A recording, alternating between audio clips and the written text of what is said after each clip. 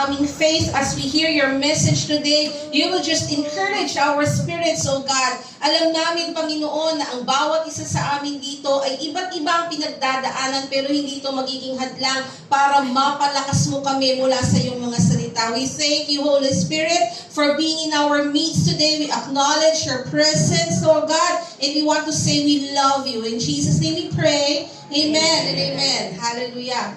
Palakpakan naman natin ang Panginoon. So, nandito pa rin po tayo sa ating The Name series, and I think ito po ay pangatlo sa huli. Matatapos na po ang ating series, pero hindi po matatapos ang pangalan ng Panginoon. Actually, hindi naman natin talaga makukompleto ang mga pangalan ng Panginoon. Sige po, today is another name of the Lord ang ating pag-uusapan. Let's read from 2 Samuel 5:17 to 21. Now when the Philistines heard that they had anointed David king over Israel, all the Philistines went up to search for David. And David heard of it and went down to the stronghold. May Tagalog po sa ilalim. Ang stronghold po represents the place of prayer. Pag sinabi po sa Biblia na stronghold, o ito po, when we say God is our stronghold, di ba minsan naririnig po natin yan, no? Sa ating mga kausap, sa ating mga kapatiran, that God is our stronghold. It means that in God's presence is our safety and security. His presence is our refuge where the enemy cannot access. Kapag tayo nasa presensya ng Panginoon, inaccessible tayo sa kaaway. Amen po ba? Amen. Sa 2 Samuel 5:10, mababasa natin that David went on and became great, and the Lord God of hosts was with him. Lord God of hosts. Jehovah Sabaoth, natatandaan po nyo? Si Jehovah Sabaoth was with David, so he became great. Pero, sa kabila po ng lahat, si David did not rely on his own strength. Instead po, he sought God's will for his steps. Hindi po siya nagtiwala sa sarili niyang lakas at kakayanan. Ang ginawa po ni David ay lagi niyang hinihingi ang instruction ng Panginoon for his next steps. So habang po, sa verse 18, ang mga Philistines po, ang mga Filisteo ay ikinalat ang mga sarili nila sa Valley of Rephaim, si David po ay nananalangin, kaya po siya nagpunta sa stronghold. He went into the presence of the Lord and sought God's instruction. Sabi ng verse 19, so David inquired of the Lord, saying, shall I go up against the Philistines? Will you deliver them into my hand? Lalabanan ko ba ang mga Filisteo? Yan ang tanong ni David sa Panginoon. Matatalo ko ba sila? Let's continue reading. And the Lord said to David, go up, for I will doubtless deliver the Philistines in your hand. Sa NLT version po, I will certainly deliver the Philistines into your hand. Walang duda. Ibig sabihin, yan ang sinasabi ng Panginoon kay David. Walang duda, huwag kang mag-alinlangan, sigurado. Victory is sure. Yan ang sinasabi ng Panginoon. Verse 20. So David went to Baal Perazim, and David defeated them there. And he said, the Lord has broken through my enemies before me like a breakthrough of water. Mababasa po natin ang same account sa 1 Chronicles 14:11. Ang sabi po doon ni David, God has broken through my enemies by my hand like a breakthrough of water. Sa Tagalog po, ang ibig sabihin, winasak ng Panginoon. Ito po yung version ng ang Biblia. Winasak ng Panginoon ang aking mga kaaway sa harap ko gaya ng umaapaw na baha. Ang isang Tagalog version pa po, nilipol. Ang isa ay nilupig ng Panginoon. Ang mga kalaban ko na parang dinaanan ng rumaragasang baha sa harapan ko. Mga Pinoy po tayo, kaya sigurado ko, hindi kaila sa atin kung paano natin na-imagine yung rumaragasang baha. Amen po ba? Alam natin yan. Isipin po natin yung literal na rumaragas ang baha. Kapag dumaan po ang rumaragas ang tubig o yung strong current of water po, Ang volume nito ay napakalaki. Amen po ba? Kaya nagbabaha kasi sobra-sobra yung volume ng tubig. So it overflows. At kapag rumaragasa, it flows faster. Mas mabilis po ang kanyang pagdaloy. So lahat ng nadadaanan po ay maaaring matangay o masira. At ang alam naman po natin, kapag tubig, may kakayanang lumusot kahit saang butas. Kahit sa pinakamaliit na butas, kapag rumagasa ang baha, kahit maliit na butas, papasukin po niyan. Hindi po literal ang rumaragas ang tubig. Katulad ng isinalarawan ni David, para lamang, tila lamang, rumaragas ang baha. Kundi ang rumaragasa at umaapaw po na kapangyarihan ng Panginoon ang lumipol sa mga kaaway ni David. It was a sudden defeat for the Philistines. Sudden defeat for the Philistines. Kapag bata po kayong 70s, sino pong batang 70s?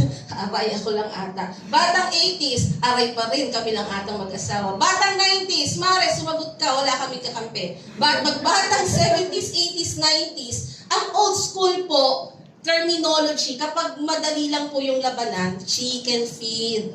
Ang baduyan, no? Minamani lang natin yan, Mare. Diba? Jackstone, maling-mali sa akin yan. Ano pa? Yung mga laro natin. Pamigay. Yan ang term natin. Pero sabi ng anak ko, ang luluma na niyan, Mami. Kasi ang term pala ng mga Gen Zs, sweet. Nax. Walis. Suwalis lang, sweet. Ano ba, anak? Easy. Gen Z, no? Ano pa? Basic. Nakalistahan ako, tama pala ikaw, anak. Basic. Meron pa daw isa itong huling-huli, galing siya sa school, inaral pa niya. So free. Sabi ko, pareho lang yan ang pamigay. In English nyo lang.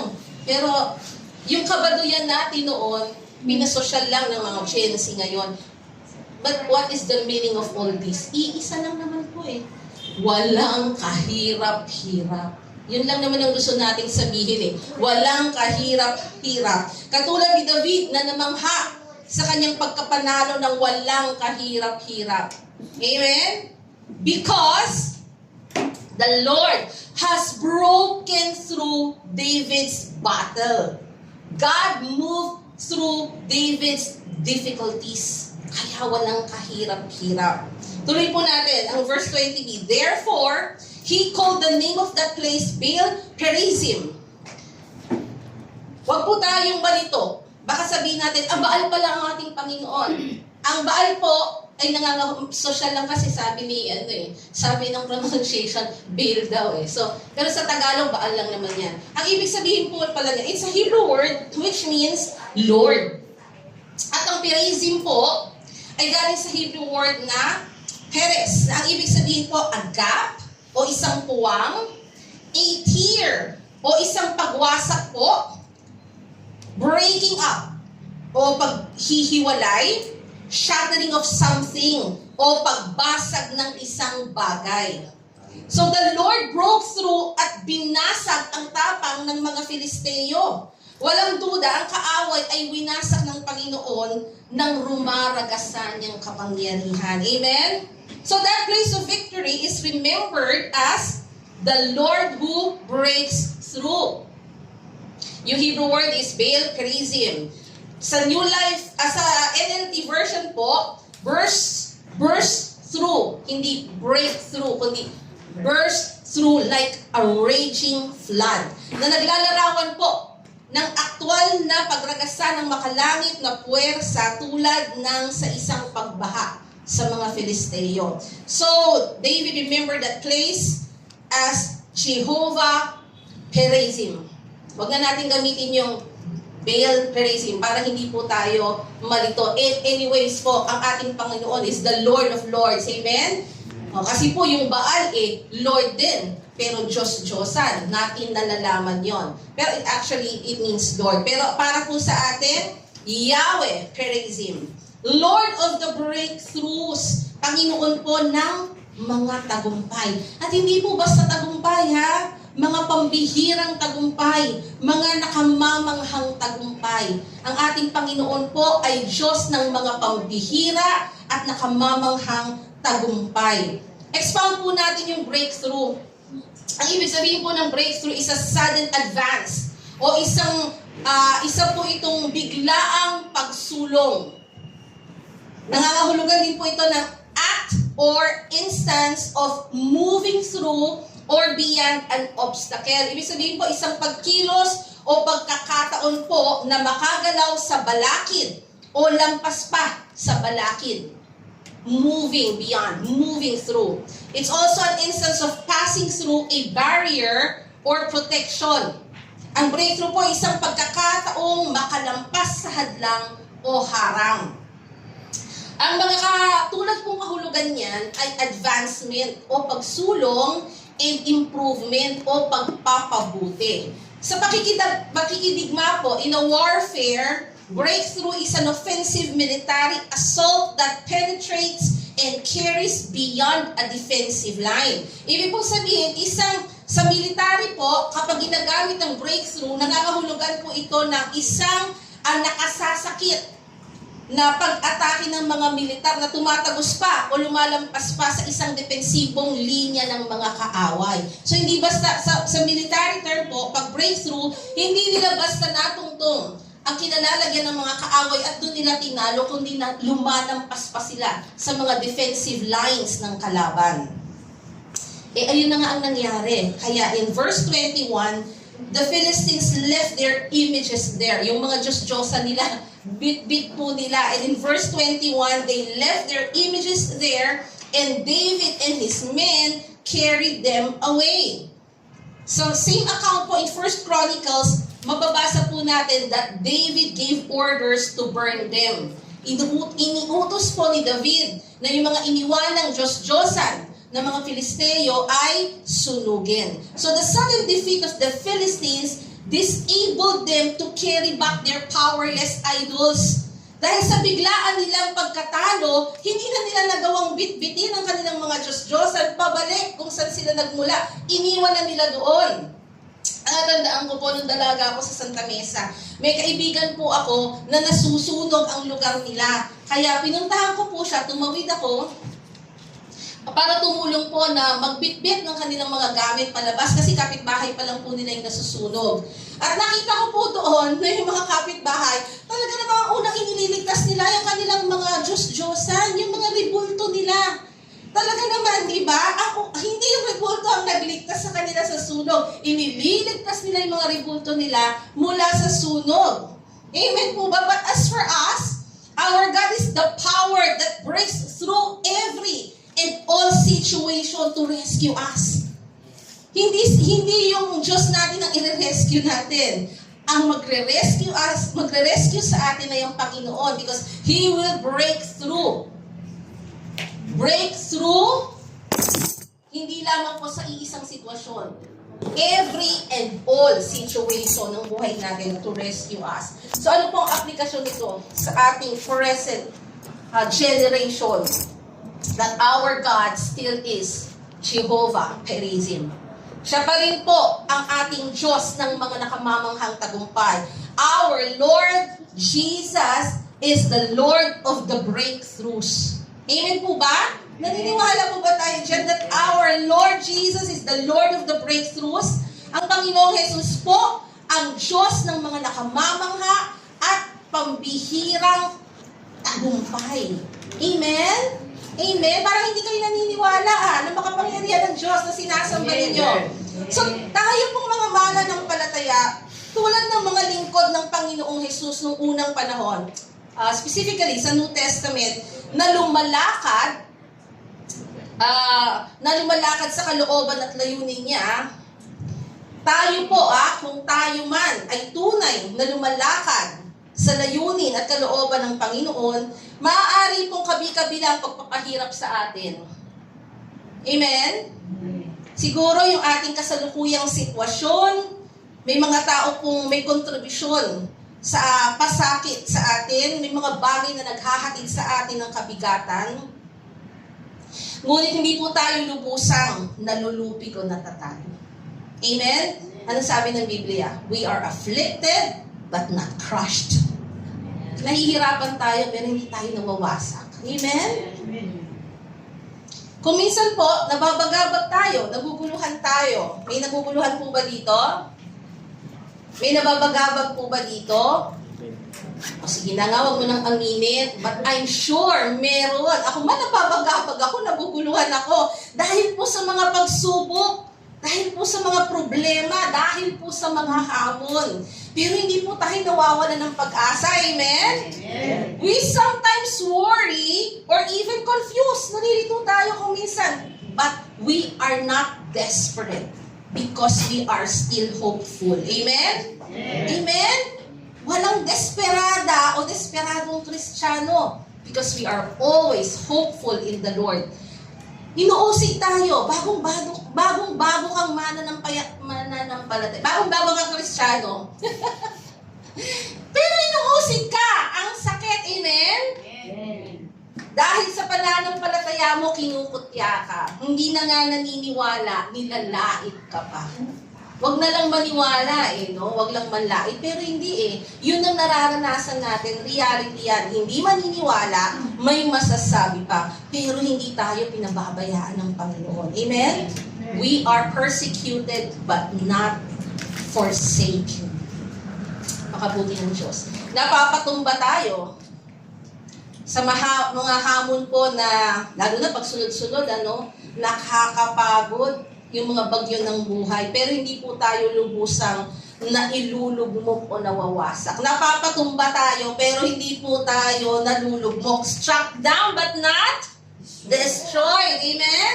Because with God, we are like palm trees. Alam niyo po yung palm tree, wala po akong picture niyan Pero kamukha po siya ng puno ng niyog. Mas maliit lamang po siya sa puno ng niyog. Marami po sa amin yan Totoo nga naman, na it bends and it sways kasi na-absorb niya yung hangin, lalo na po sa panahon na malakas ang bagyo. Ina-absorb niya yung energy ng storm, pero hindi po siya, nagbe-bend po siya, nagsisway ang palm tree. Pero hindi po siya nagka-crack, hindi siya nagsasnap, nagbe-bend lang po siya. Sabi ng science, ni-research ko po, bakit nga ba nagbe-bend lang ang palm tree? Kasi iniisip ko, dapat ganito tayo We can absorb the storm's energy, pero hindi niya tayo mawawarak, hindi tayo magka-crack. Dahil daw po pala, kaya pala daw flexible ang katawan ng palm tree is because of the secondary, kala mo mahusay sa science, pero mababa po ang grade ko sa science. Dahil po sa secondary silent tissue, hindi ko rin po alam Tagalogin to, pero ang sabi, dahil may secondary silent tissue, eto po, ang layunin niyan is to transport the water and essential minerals sa woody plants. Yun. Eman, may sasagot na si Eman sa science. It's like with us, the Holy Spirit is not even the secondary silent tissue.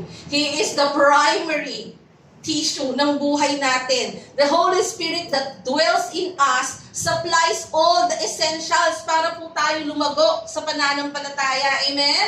Para hindi po tayo tuluyang mabali. We will just bend and sway kapag may storm, tapos babangon tayo ulit because the Holy Spirit sustains us. Amen? Amen. Kasi ang nahahayag sa buhay po natin ay ang kapangyarihan ng kamatayan at muling pagkabuhay ng Panginoong Jesus. Amen? Amen? So only God has the power, only God has the power to do what He does. How He will do it, and to do what pleases Him. Amen? Amen? Ibig pong sabihin, only God has the authority to do as He pleases. Siya lang ang may kapangyarihang gawin kung ano yung ikasisiyan niya and to carry out His will, His way. Gagawin ng Panginoon ang kalooban niya sa kaparaanan niya. Amen po ba? Amen. Let's continue. At tingnan po natin how the Lord of the breakthroughs do His amazing works. In 2 Samuel 5:22-25, tuloy po natin ang pagbasa sa Tagalog. Ngunit nagbalik ang mga Filisteo. Nako, hindi pa sumuko ng tuluyan. Bumalik pa. Nagbalik ang mga Filisteo at humanay muli sa kapatagan ng Rephaim. Sumangguni na naman kay Yahweh si David. At ito ang sagot. Huwag mo silang lulusubin ng harapan. Lumigid ka sa kanilang likuran, sa tapat ng mga puno ng balsam. Pagkarinig mo ng mga yabag sa itaas ng mga kahuyan, lumusob ka agad, sapagkat ako ang nangunguna upang gapiin sila. Sinunod ni David ang iniutos ni Yahweh at tinalo nga nila ang mga Filisteo mula sa Geba hanggang Gezer. God's instructions and timing are significant to experiencing breakthroughs. Napaka-importante po ng instruction at timing ng Panginoon para maranasan po natin ang breakthrough. Si David po, sa unang pagkakataon po ng lulusob ang mga Filisteo, sumangguni siya sa Panginoon. Nagtagumpay na siya, isang nakamamanghang tagumpay, amen? At ito lang yung binasa po natin, nagbabalik ang mga Filisteo, lalaban pa sila. Hindi isinalarawan yung una no? Kung paano tinalo ng Panginoon ang mga Filisteo, pero inilarawan lang ni David na parang rumaragas ang baha ang pagkatalo. But this time, David again inquired of the Lord. Bumabalik ang Filisteo, hindi iniisip ni David na alam ko na gagawin ko kanina lang o nung makalawa lang eh. Hindi ko alam kasi if this is the same day, ano? Pero ito pong, si David po, he inquired of the Lord. Ibig sabihin, he prayed. He prayed and assuming po that God will work the same way. Ibig pong sabihin, sa unang pagkakataon na hiningi niya ang instruction ng Panginoon, nangako ang Panginoon sa kanya na, I will doubtless deliver the Philistines into your hands. Walang duda, mananalo ka. Victory is sure. Bumalik ang Philistines. Anong ginawa po ni David? Nag-assume ba siya na, lulusob ako, lalaban ako ulit, kikilos ulit ang Panginoon, kikilos ulit ang Lord of the Breakthroughs, kasi nagawa na niya to eh. Parang lumaragas ang bahana naman, kikilos siya. Pero hindi po. Once again, David inquired of the Lord. Same battle, ha? Same enemies. Pero nagtanong si David for the second time, lulusob po ba ako? Hindi niya inassume na the same way pa rin ang gagawin ng Panginoon. Sapagkat ang sumangguni po sa Panginoon para sa mga susunod pong hakbang ay napaka-importante. Huwag natin pong isipin na matatag na tayo, malalim na tayo, maalam na tayo, napagdaanan ko na to, alam ko na ang gagawin. Paulit-ulit lang tong problema ko, alam ko na kung anong gagawin ko. Kasi po yung kayabangan at pagiging mapagmataas para isipin natin na alam na natin ang gagawin ay maaaring magpahamak sa atin. Kung si David po ay hindi nagtanong muli sa Panginoon, maaaring ikinapahamak niya yun kasi susugod siya agad. Same style ang gagawin niya, susugod siya kasi ang nasa isip niya, God will doubtless deliver the Philistines into my hands. Pero hindi po. Sabi ng Romans 12:3, let us not think highly of ourselves to not ask God. No, huwag natin isipin yung ating mga sarili ay maaalam na, magagaling na. Para hindi natin hingin yung instructions, yung directions ng Panginoon. Kasi if we think we are standing strong, let us be careful not to fall by asking God for our every step. That is the only way to be careful. Kung iniisip mong matatag ka na sa pananampalataya, mag-ingat ka na hindi ka babagsak. Then ask God for instruction to your every step, to your every battle. Ang Panginoon ang tinatanong mo. And David did the right thing, inquiring God for his every step. David inquired of the Lord again, though facing the same battle. Diba? Pareho lang yung laban eh. Iisa lang yung kalaban. The Philistines pa rin. Kahit po sa unang bukso ng pakikipaglaban ni David, basic, sweep, slay. Tama ba, Tyrone? Slay ang tagumpay. Hindi po niya inisip that the Lord of the breakthroughs will move the same way. Alam niya that the Lord of the breakthroughs will move in yet another unique, strange, and supernatural way. David was expectant pa of greater things. May ibubuga pa tong Diyos ko. Kaya nga tinawag niyang Lord of the Breakthroughs eh. Alam niya kasi kumikilos sa isang nakamamangha at pambihirang tagumpay ang Panginoon. And God's timing is also significant kasi David needed to wait for God's timing. Ano po yung instruction ng Panginoon sa kanya? Huwag ka agad lumusob. Antayin mo yung mga yabag sa kakahuyan. Naman, sino ba yung, pagkasiguro tayo nasa kakahuyan, Panginoon, sino po ba yung yayabag sa kakahuyan? Baka makinig pa tayo sa takot eh. But that was God's signal. Huwag ka agad lulusob. Hintayin mo yung timing ng Panginoon. May maririnig kang yabag sa kakahuyan, and that's it. Kasi ako ang nangunguna, sabi ng Panginoon.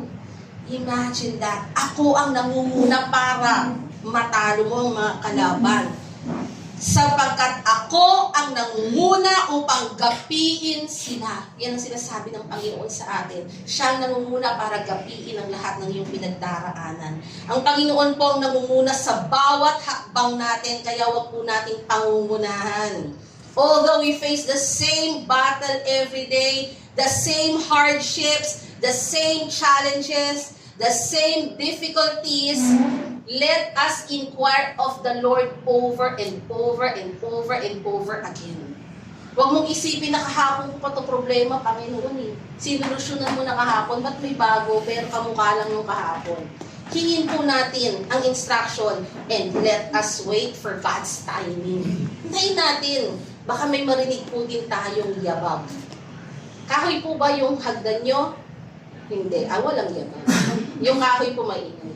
Surely the Lord will break through all that is needed to be overcome.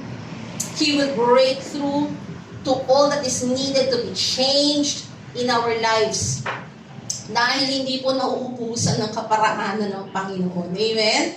Hindi po siya nauubusan ng kaparaanan para mag-break through sa buhay natin. So let's have a bigger picture po of how God's breakthroughs look like. Tingnan natin po. Sabi po ng Isaiah 28:21, binanggit po ni Isaiah dito yung pong pangyayari sa Perizim at sa Gibeon, sa karanasan naman ni Joshua. Ang sabi po, the Lord will come as He did against the Philistines at Mount Perizim, yan po yung karanasan ni David, and against the Amorites at Gibeon. He will come to do a strange thing. He will come to do an unusual deed. Amen? Sa NKJV po yan. Sa ESV, strange is His deed. Alien is His work. Pag sinabing alien, out of this world, no? Yun ang una natin iisip, alien yan. Hindi, wala yan sa mundo. Out of this world, di ba? Eh doon sa Tagalog, ang sabi, kakaibang gawain. May slide pa ako ng Tagalog. Kakaibang gawain. Inulit yun sa another Tagalog version. Sabi naman, katakataka ang kanyang gawa. Kakaiba ang kanyang gawain. Ano yung mga ginamit, no? Yung mga words na ginamit to describe God's work.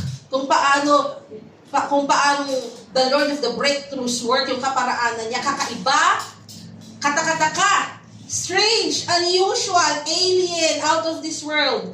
How else shall we call God's work? Ano pa ba? How else can we call His ways? How He do things? Siguro we can describe it as mysterious, miraculous, beyond ordinary, supernatural. Amen? Amen? Siguro last year nagkaroon tayo ng Beyond Ordinary Faith series, no? Pero makikita natin, yung pagkilos ng Panginoon is beyond ordinary, supernatural. Ito po yung karanasan ni Joshua. He also experienced God's breakthrough. Nauna pa nga siya when he fought, ito naman po, the Amorites, ang kalaban niya, sa valley ng Gibeon, yung nabanggit kanina, no, sa libis ng Gabaon. Ang background po nito ay mababasa natin sa Joshua 10. Kwento ko lang po sa inyo ng bahagya. Nang mapasok po nila Joshua ang Promised Land o yung Canaan po, nasako po nila ang bayan ng Gibeon. Malaki po ang bayan ng Gibeon. Isang malaking lungsod po ito. Mas malaki po siya sa mga lungsod na may hari, na may naghahari. Ang Gibeonites po ay naging mga alipin ng Israel. So, namuhay po ang mga taga-Israel kasama ang mga Gibeonites. Kasi sa Israel na po yung Gibeon, ano? Nang marinig po ng 5 hari ng mga Amorites na si Joshua po, nasakop na niya ang Gibeon, nagsanib puwersa sila para lumusob sa Gibeon. Gusto po nilang agawin yung Gibeon kasi napakalaking lungsod nito. Kaya naman ang mga Gibeonites po natakot. Hiningi po nila ang tulong ni Joshua para ipagtanggol sila. In Joshua 10:8-11, surely po, Joshua inquired of the Lord as he did many times. Sigurado po na katulad ni David, nauna pa nga si Joshua, no? Sigurado po na sa susunod niyang hakbang o sa gagawin niyang hakbang, nagtanong muna siya sa Panginoon. Ang sabi po sa verse 8, sinabi ni Yahweh kay Josue, huwag kang matakot sa kanila, ibinigay ko na sila sa iyong mga kamay. Wala ni isa man sa kanilang makakatalo sa inyo. Di ba parang yung sinabi ng Panginoon kay David, no? I will doubtless deliver the Philistines into your hands. Ito, huwag kang matakot. Ibinigay ko na sa kanila. Past tense na. Tapos na. Hindi sinabi ng Panginoon, ibibigay ko na sa iyo ang mga Amorites. Hindi. Ibinigay ko na sila sa iyo at wala ni isa mang makakatalo sa inyo. So verse 9, magdamag na naglakbay si Josue at ang kanyang hukbo buhat sa Gilgal at bigla nilang sinalakay ang mga Amoreyo. And breakthrough begins here in verse 10. Niloob ni Yahweh na magulo ang mga ito dahil sa takot ng makita ang hukbo ng Israel. Nilipon sila ng mga Israelita sa Gibeon. Hinabol sila sa paglusong ng Beth-horon hanggang sa Azekah at sa Makeda. Breakthrough continues in verse 11. Una, nalito, no? Nagkaroon ng kaguluhan, natakot agad sila. Nakita pa lang nila ang hukbo ng Israel, natakot na sila. And breakthrough continues in verse 11. Samantalang tumatakas sila sa paghabol ng mga Israelita, pinaulanan sila ni Yahweh ng malalaking tipak na yelo, buhat sa langit. But wait, there's more. The Lord of the breakthroughs was not done yet. Hindi pa siya tapos. And indeed, an out of this world act. Tuloy po natin sa verse 12. Noong araw ng mga Israelita ay pinagtagumpay ni Yahweh, same day, laban sa mga Amoreyo. Nakipag-usap si Josue kay Yahweh. Joshua inquired again of the Lord. Diba? Parehong sila ni David, no? Hindi pa patatapos ang laban. Nagpaulan na ng yelo ang Panginoon. Mas marami nang namatay. Pero, nanalangin muli si Joshua. He inquired again of his next steps.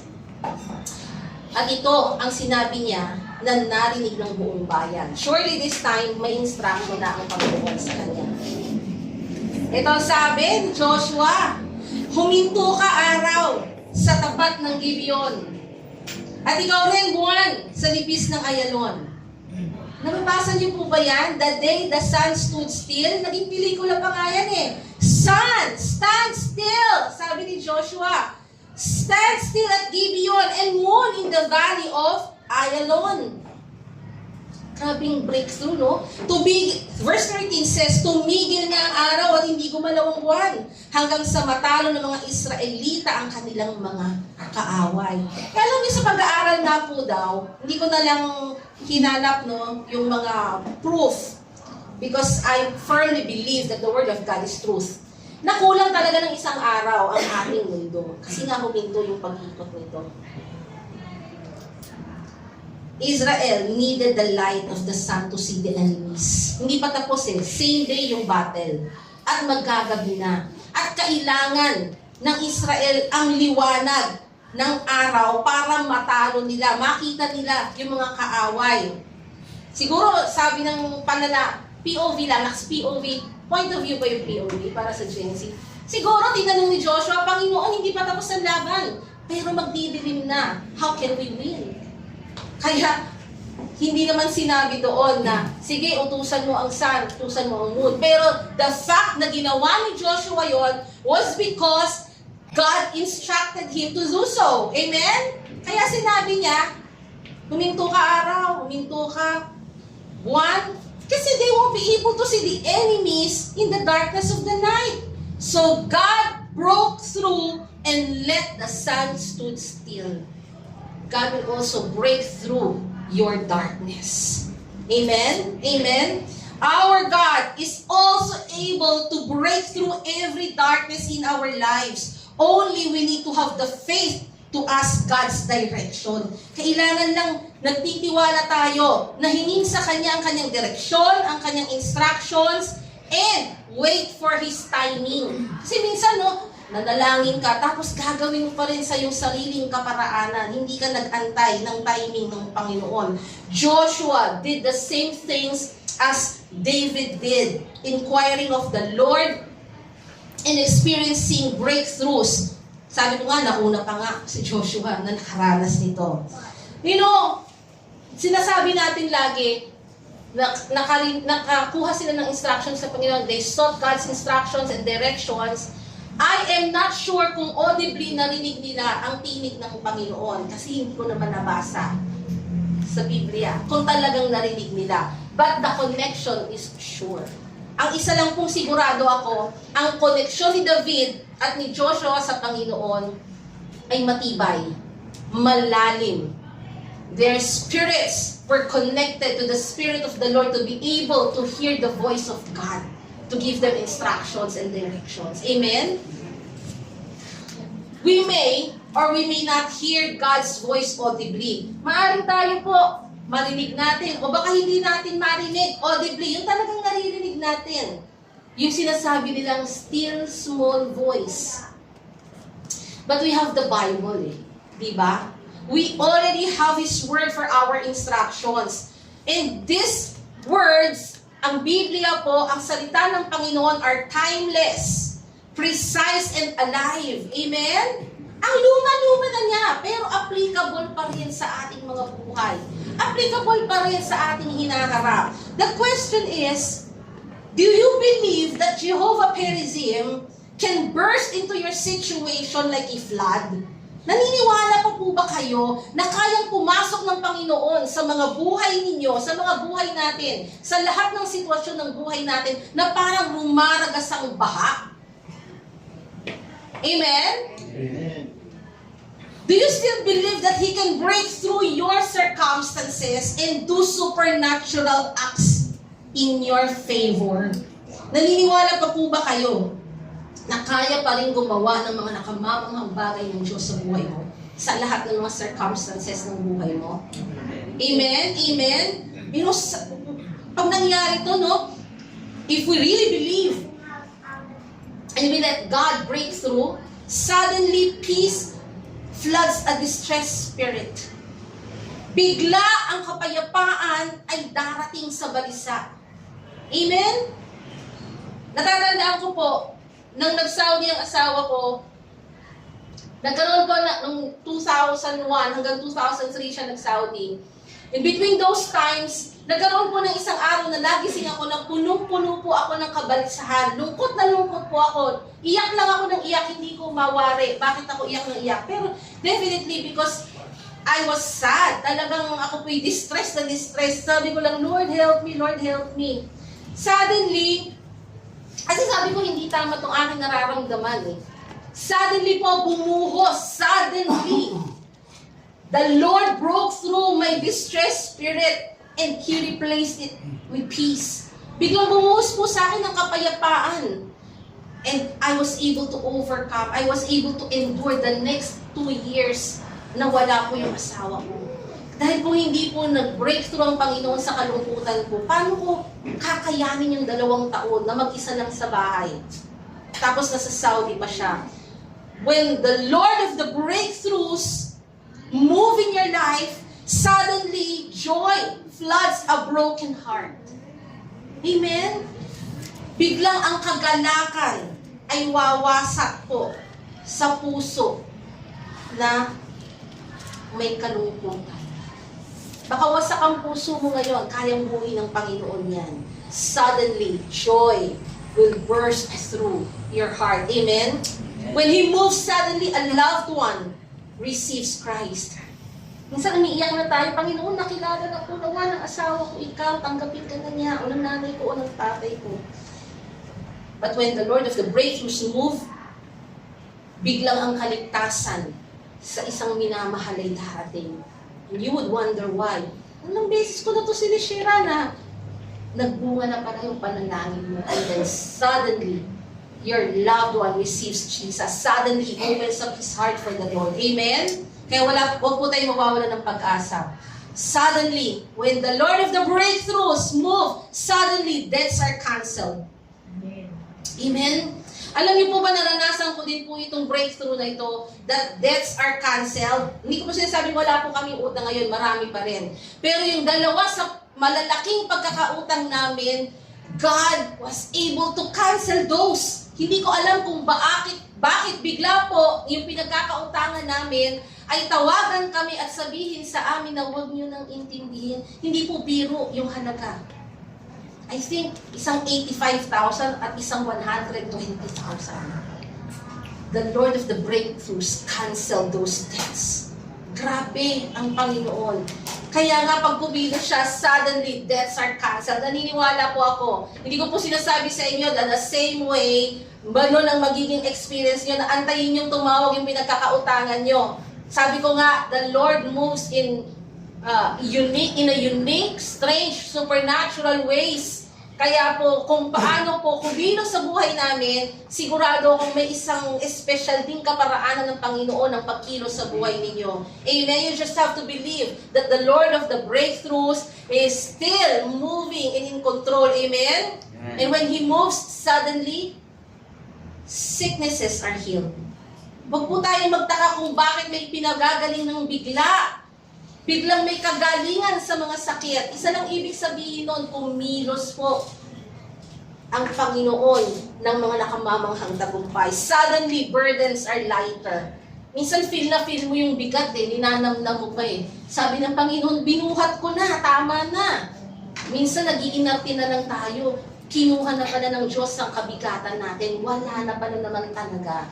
Kaya lang minsan may masarap namnamin na bigat eh. No? Meron ba? Meron ba? May masarap namnamin na bigat? O masarap kasing balik-balikan yung mga dapat na hindi na natin iniisip, na i-enjoy pa natin isipin. E kumilos na ang Panginoon. Kaya nga, suddenly, your burdens are lighter. Or even gone. Hindi lang basta gumaan, nawala pa nga actually. Suddenly, change comes in our circumstances. Nagugulat tayo, bigla na lang nababago ang sitwasyon natin. Biglang may pagbabago sa mga problema natin. Because when the Lord of the breakthroughs move, suddenly, unfortunate situations become favorable. Lahat po ng mga hindi maaayos na sitwasyon, biglang naaayos, biglang bumubuti. So when we say na naka-breakthrough tayo, di ba gusto natin yan, naka-breakthrough ako, naka-breakthrough tayo. It simply means God has broken through our problems. Ang ibig mo lang namang sabihin talaga ay kumilos ang Diyos sa mga problema mo. Kumilos ang Diyos sa mga difficulties mo, sa mga trials mo, sa challenges mo, sa burdens mo, and any emotional, mental, and spiritual storm, naka-breakthrough ka because God moved in your life.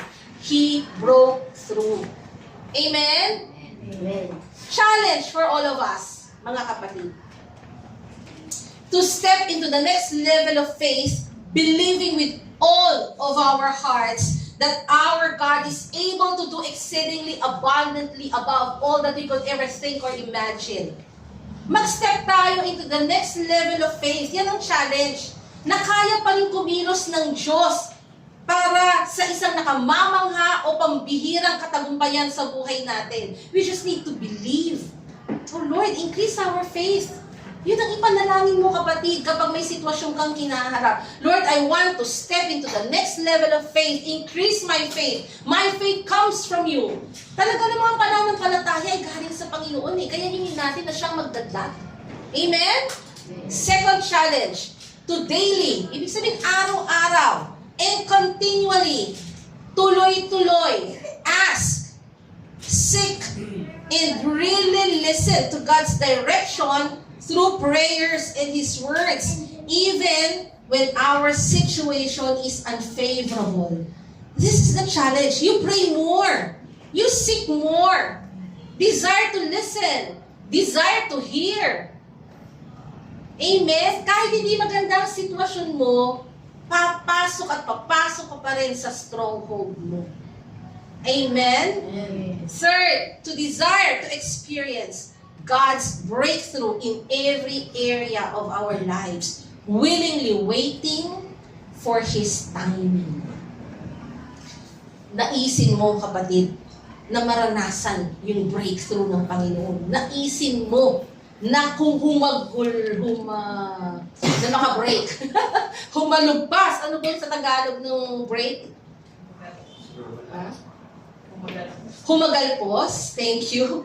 Naisin mo. Huwag mong hayaan na you will remain in chains. Naisin mo talagang makawala, na mawala yung pagkakatali sa isang unfavorable situations, sa mga pangit na sitwasyon. Hayaan mong kumilos yung Lord of the breakthroughs by willingly waiting for His timing. Kasi baka akala mo, kapatid, Panginoon, nanalangin na nga ako ng kagabi bakit ngayon? Problema ko pa rin to. Tapos nanalangin ka, bukas problema mo pa rin. Kapatid, wait for His timing. Lahat ng pinadadaan ng Panginoon nasa purpose. May layunin yan. At the end of the day, you will realize, kaya pala. Mas maganda dun tumungo tayo doon sa sitwasyon na, Lord, kaya pala hinayaan mo. Is because, lagi namang tutugunin ng Panginoon yung talong natin Amen? Amen? Amen. When breakthrough comes, at dito po ako magtatapos, when breakthrough comes, a sudden, sabihin bigla, breakthrough talaga, a sudden turn of events happen, and you just know that it was the Lord of the breakthroughs who moved. Hindi pwedeng hindi mo malaman na kapag biglang nabago ang sitwasyon mo, biglang nabago ang buhay mo, biglang nabago ang damdamin mo, it was the Lord of the breakthroughs who moved. Amen? Amen. Can we all stand up and just